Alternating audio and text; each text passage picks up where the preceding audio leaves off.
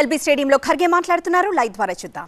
ఓడిపోయామని చెప్పి నేరుగా చెప్పిన విషయం గుర్తు చేస్తున్నాను.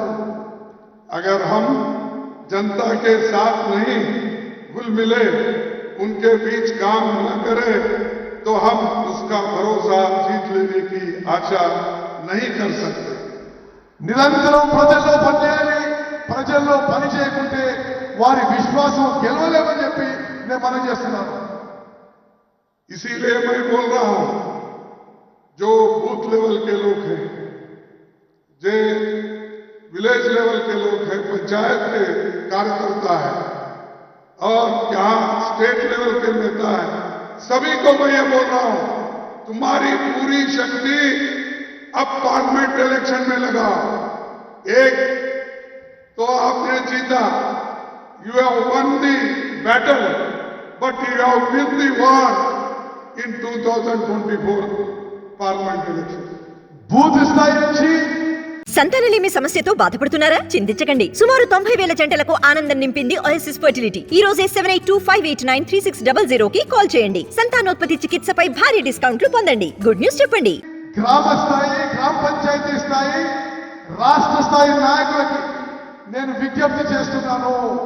మీరు కష్టపడి పనిచేయాలి. పార్లమెంట్ ఎన్నికల్లో గెలుపు కోసం పనిచేయాలి. 2023లో మీరు బ్యాటిల్ గెలిచారు. ఇప్పుడు 2024లో కూడా యుద్ధం గెలవాలని చెప్పి మీకు విజ్ఞప్తి చేస్తున్నాను. हमारे मोदी जी डेमोक्रेसी के बारे में बहुत बोलते हैं.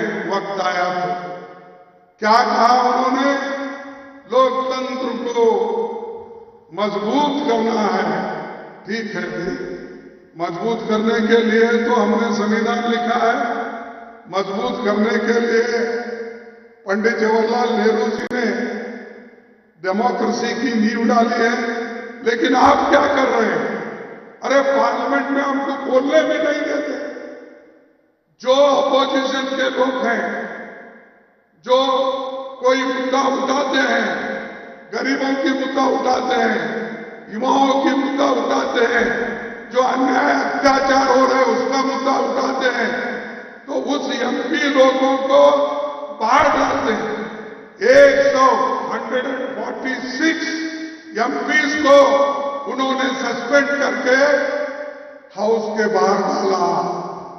ये है मोदी की डेमोक्रेसी. నరేంద్ర మోదీ గారు ప్రజాస్వామ్యాన్ని బలపరుస్తుంటాడు అని అంటాడు, కానీ ప్రజాస్వామ్యాన్ని బలహీనపరుస్తున్నాడు.